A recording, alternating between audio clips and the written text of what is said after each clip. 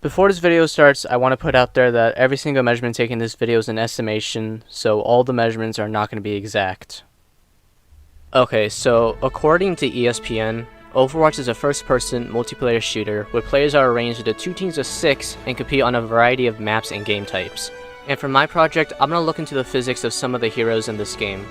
Some of the stuff I'll be looking at will include velocity comparisons, centrifugal force, power, that sort of stuff.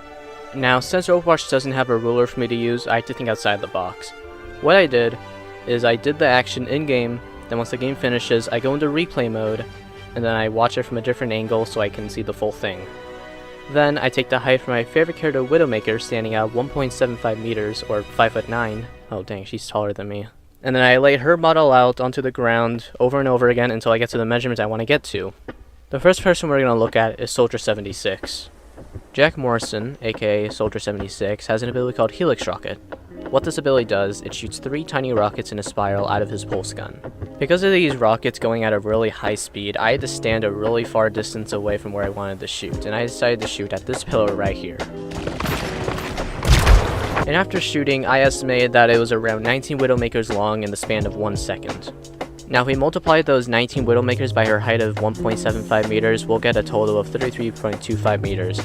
And then we plug that into our velocity equation, we get 33.25 meters per second. So I don't know that much about guns, but my friend Jack does, and I asked him if there's anything he knows that would shoot like his Helix rockets. And he responds with the Fliegerfaust, which is basically an anti-aircraft cannon. Now I looked up an example of the Fliegerfaust. Plane is on top. Plane is on top. Start pyro. Permission to fire? Yep. Permission to fire!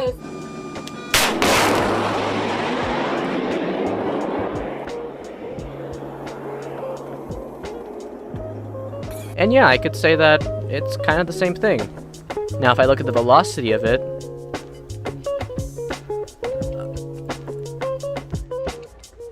oh, that's pretty fast.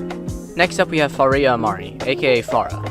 Farah shoots rockets from her primary weapon, Rocket Launcher. Yeah, that's pretty original. And even though she shoots rockets, the rockets are pretty slow compared to a rocket launcher that we'd see today, like an RPG.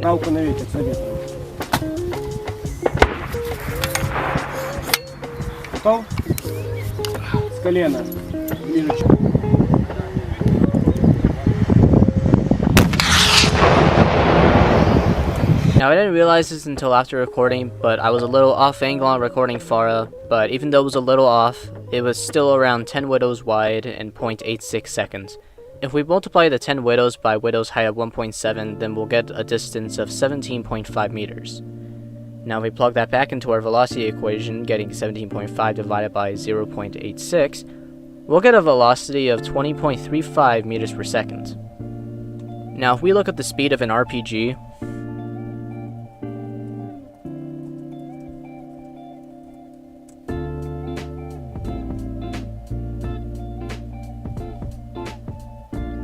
yeah, that's a little more than how fast Farah's can go. In Overwatch, every single hero has their own ultimate ability. In order to get your ultimate ability, you need to build it up by either A, healing your team, or B, dealing damage to the opposing team. One of these ultimate abilities I would like to look into are used by Jameson Fox, aka Junkrat. Junkrat's rip tire is when he pulls a tire off of his back, he pulls a chain on it like you would do to start a lawnmower, and then you can control that tire for up to 10 seconds. After 10 seconds, it can explode, but you can detonate it anytime before that.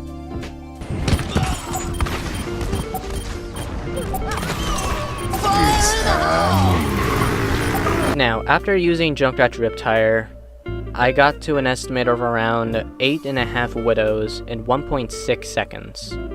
When we multiply that by widow's height, we get around 14.88 meters. Then, if we plug that into our velocity equation, making it 14.88 divided by 1.6, we'll get a velocity of around 9.3 meters per second. Now, because of that being a tire, that's actually not that fast, because when you convert that to miles per hour, that's really around 21 miles per hour.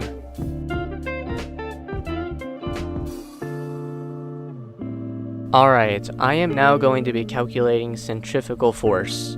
Now, the way I'm going to do this is with Hammond, aka Wrecking Ball. Now, fun fact about Wrecking Ball is that he is actually 14 years old, which does not make any sense because the oldest living hamster ever recorded today is 4.5 years old. Now, what Hammond is going to do is he is going to use two of his abilities. The first one is Roll, which allows his machine to turn into a ball and have more mobility around maps. The second one is Grappling Hook. He will grapple onto a surface and he's able to spin around the area he's grappled to. Now, as you can see, I'm next to the statue and I grapple right here. I start spinning around, creating this circle. I stopped at one random point of the circle and calculated that between where Hammond is right now to the middle of the statue is around 5 widows, which is about 8.75 meters. I also used a stopwatch to estimate that it took him around 2.3 seconds to complete one revolution around the statue. In order to get centrifugal force, we need to do mass times velocity squared divided by r. Now, while there is no record of what Hammond weighs inside a machine, I'm gonna guess that it's around 700 pounds, which is 317 kilograms. What we do know is that we can solve velocity with 2 pi r over the period t.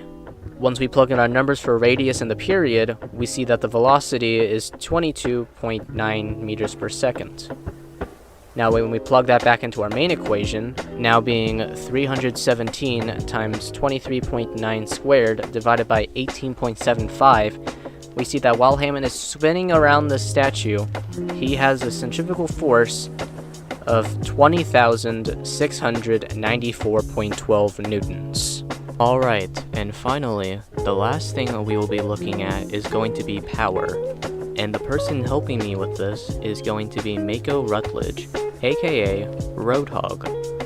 One of Roadhog's abilities is called Chain Hook, where he will throw out a hook, and if it catches an opponent, he will pull that person towards them and then he can get an easy kill onto them. Roadhog's Chain Hook ability is basically the same thing as Scorpion's Kunai in Mortal Kombat.